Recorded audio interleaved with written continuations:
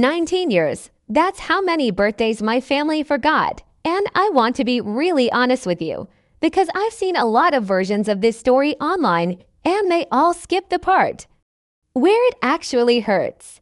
So I'm not going to do that. I'm going to tell you exactly what it felt like, and then I'm going to tell you what I felt out of it.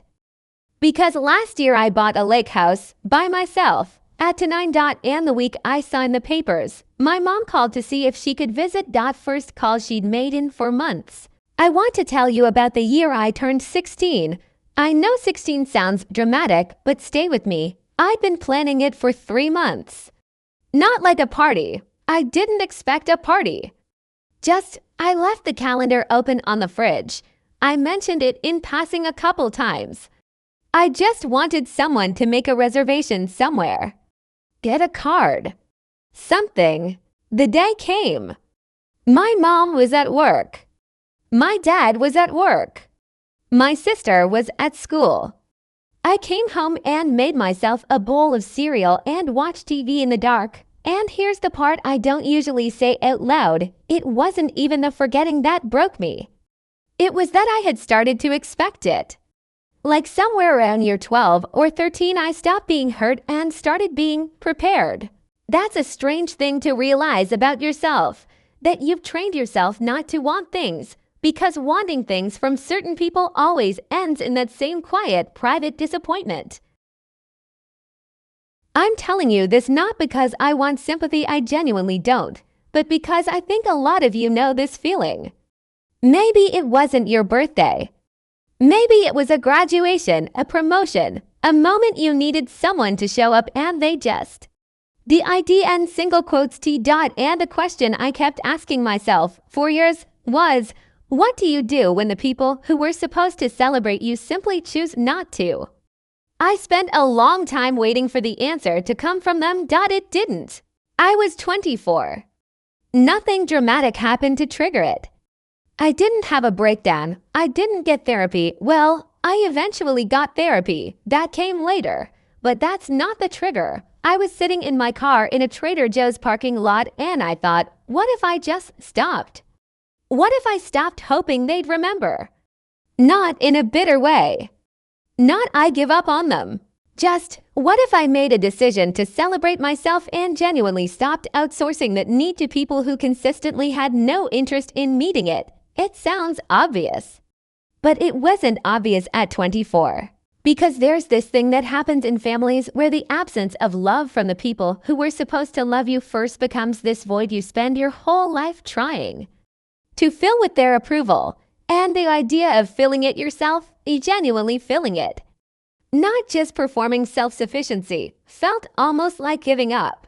So I sat there in that parking lot and I cried a little. Not because I was sad, weirdly. Because something let go. And then I went inside and I bought myself a birthday cake. My birthday was 2 months away. I didn't care. I bought it, I drove home, I ate a slice over the sink, and I thought, I want to build something. Something that's mine. Something nobody can forget about because it has my name on it. So here's the part people always want to skip to, and I get it, but I need you to understand it happened slowly. This was not a glow-up montage.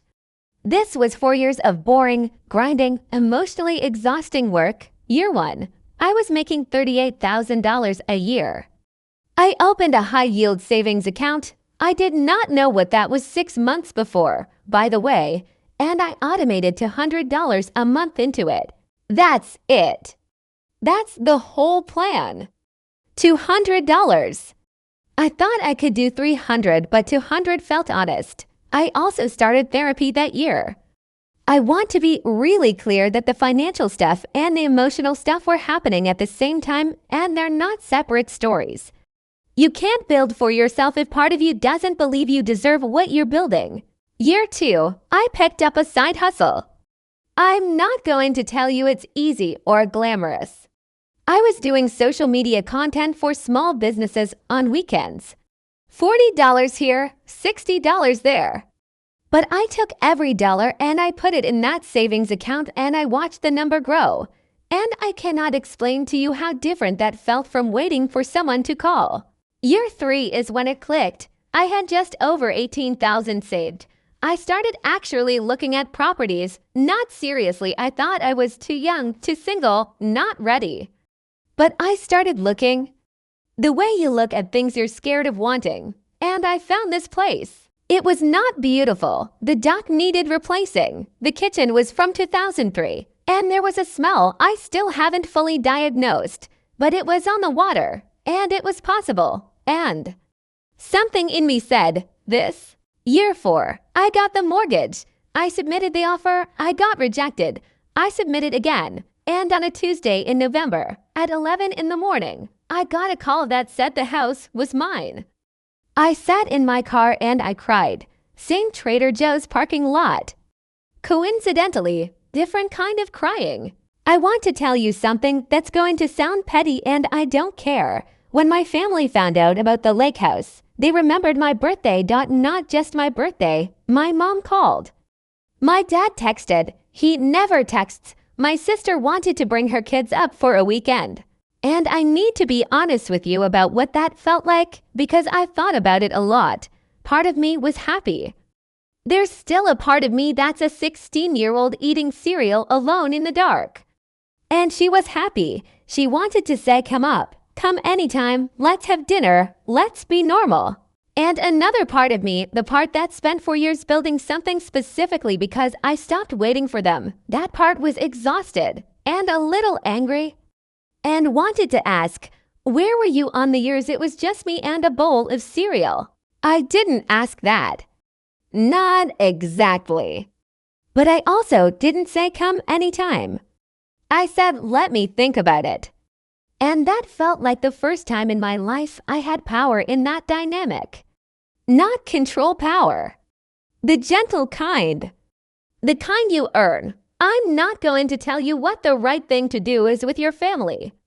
I don't know your story, but I'll tell you what I've learned. Building something real creates a different kind of conversation. It changes what you're willing to accept. It changes what you need. And it changes what you're able to offer.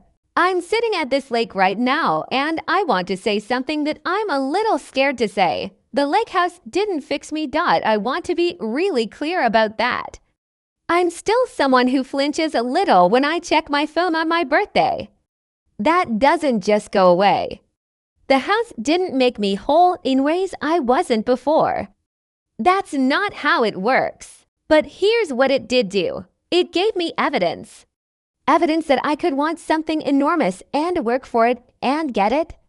Evidence that my life could look like something I chose and not just something I was handed or denied. Evidence, and this is the big one, that my needs don't have to be met by people who are never going to meet them. If you're in the invisible years right now, if you're waiting for someone to see you, to show up, to finally get it, I'm not going to tell you to give up on that. Hope is real. People change. Relationships heal. But while you're waiting, build the savings account, build the skill, build the routine, build the thing that, when it's done, belongs to no one but you. Because here's what I know for certain, nobody can forget about something with your name on the deed. Hold on camera for 3 full seconds, then cut. No outro music yet. Silence first. I'll see you next week.